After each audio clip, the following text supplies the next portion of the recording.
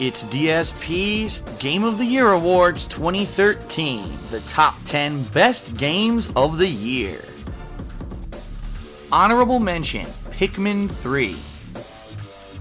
So, I definitely wanted to mention this game because it's one of the very few Wii U exclusive games that I played this year, and I really enjoyed it. I had previously never played a Pikmin game, so I had no idea what to expect. But let me tell you, the cuteness, the quirkiness, the warmth of this game is great. Plus the challenge of the fact that it's a puzzle game. You have to try to figure out how to get a certain piece of fruit. How do I use this certain type of Pikmin to solve this new challenge? And it's so cool because as you start to micromanage these Pikmin, you actually start to care about them. You say, oh no, my little Pikmin got eaten by that giant monster. That sucks. And really you start to care about them, and instead of thinking of them as little sacrificial lambs to do your bidding, you think of them as your family, your minions who you want to care for and nurture. The game is awesome. And I have to say this, one of the few games that actually did make good utilization of the Wii U gamepad, because it actually has you micromanage different people controlling different groups of Pikmin with the top-down map that happens on the touchscreen. So, on all cylinders, a great game. So why didn't it make my top 10 games of the year? A couple reasons. First of all, because there just were too many other games that I liked a little bit more than Pikmin this year. Number two, because I never played all the game modes. There's actually several challenge modes and things that I never got to experience, and therefore I never gave the game an official review. But I loved it, at least for the campaign that I played, and I wanted to get it in here as a mention on the countdown. Pikmin 3, if you have a Wii U or you're thinking of buying a Wii U for maybe a different game, Pikmin 3 should also be a consideration on your list. And now my number 4 favorite game of 2013, all the way from back at the beginning of the year, Dead Space 3. I'll be honest with everyone, when I played the Dead Space 3 demo and I saw some of the gameplay in trailers, I thought that they had gone off the rails. I thought that Dead Space 3 was basically going to play like Lost Planet, and that's a bad thing.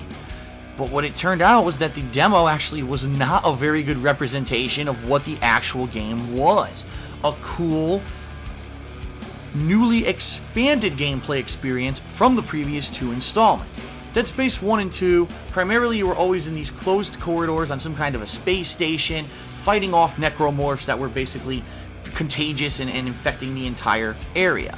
In Dead Space 3, you're on an alien planet. You're able to actually go across large areas on the top side, and you have to deal with the fact that there's sub-zero temperatures and you can't survive out there for too long. In addition to that, the cool aspect that the game is now co-op. You always have an AI partner who's talking to you through your headcom, or if you have a second person playing with you over the internet, 2-player cooperative gameplay that really works. I'll be honest, I thought maybe it was going to make the game too easy, or it wouldn't be as scary. I was still as scared and enjoyed the game as much, I feel, as if when I played it single player, because that's right. I liked Dead Space 3 so much, I played it again. I played it once co-op with John Rambo, my frequent co-op partner, and then I played it through single player by myself to see the differences. The absolute cool twists and turns in the plot, the fact that we finally have a culmination of this plot line in the game versus the other games where it was always like a cliffhanger, you didn't know what was going on. This game you finally find out exactly definitively what is going on with this whole plot line. The fact that the jump scares, the cool corridor audio scares, everything about the previous games is still there with more refined gameplay. The fact that you can make your own custom weapons at the bench is a huge fun new addition to the game. I think John Rambo liked it a little bit more than I did because he was always at the workbench. But Dead Space 3 really improved upon the formula.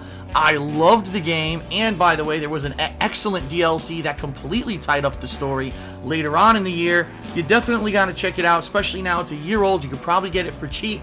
Don't miss the experience just because it was a co-op experience and you're worried that it changed too much. It didn't. It's worth your time. Check it out. Well, alright. This is it. Only 3 games remain in my Game of the Year picks for 2013.